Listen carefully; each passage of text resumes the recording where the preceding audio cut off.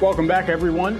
Wheels Up fourth quarter results reached new altitude, reporting a record $345 million in revenue for the period, while active members grew 31% year over year to 12,040 in total.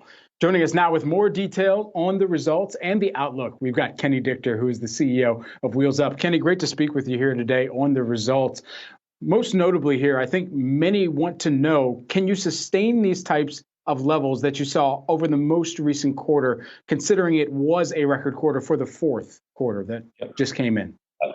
Yeah, demand is at unprecedented levels in our space, in our industry, and we have a unique model where we are able to get member money up front in advance of services rendered. We had a record $540 million come in the fourth quarter, which gives us tremendous revenue visibility into 2022. All indications are that our industry and our space are going to have another record year, and we feel like the demand is going to be there for a long time into the future. Our opportunity is to become the Uber, Airbnb, Amazon of the space, which has really developed the first global marketplace, and make this a lot more affordable, accessible, and simpler to go get your private jet. Kenny, this is Emily here. As Brad was breaking down, fourth quarter results were better than expected on the top and bottom lines. Your stock was down almost 9% today. What do you think investors were responding to? Well, I think, look, you have to have a long-term view on Wheels Up if you want to be a good investor. We're, finding our investor base here. We came out as a SPAC in July of this year. We raised $650+ million in that SPAC offering. And I think we're in great position. We exit the year with $750 million plus of cash. We have an ability to back lever a couple of $100 million worth of our aircraft. So we see an incredible opportunity for investors to join our ride. We just did a great deal in Europe with Air Partner, took them off the London Stock Exchange, hoping that deal will close in the next few weeks. So we're going after this in a global way. And speaking of what we're seeing globally, obviously what we're seeing with oil prices also affecting jet fuel prices that have been hovering at a 13-year high. How are you adapting to those changes and headwinds? Is it a case of having to up prices or perhaps trying to find ways not to pass it on to the consumer?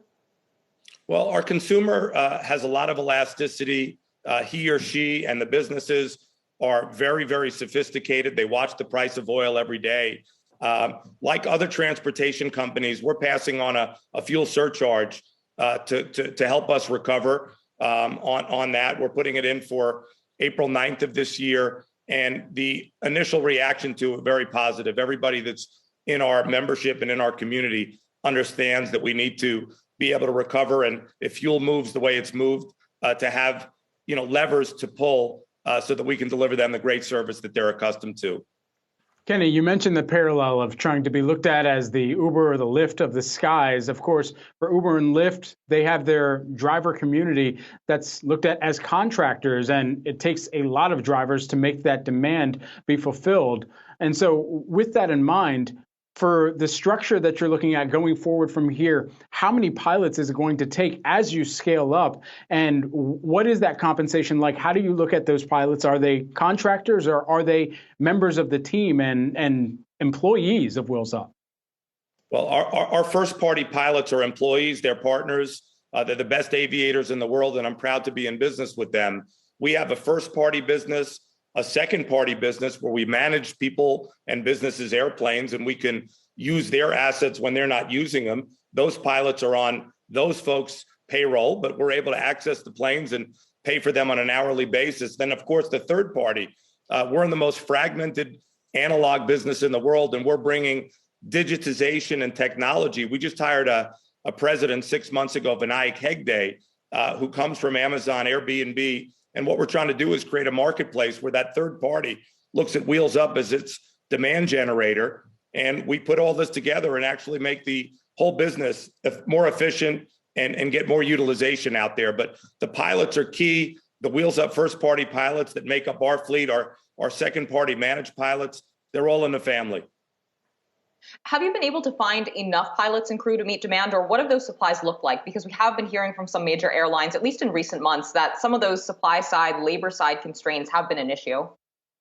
we put the pedal to the metal on hiring pilots. We, on our November call, said we were going to go out and get pilots. We hired over 150 effective this earnings call from last.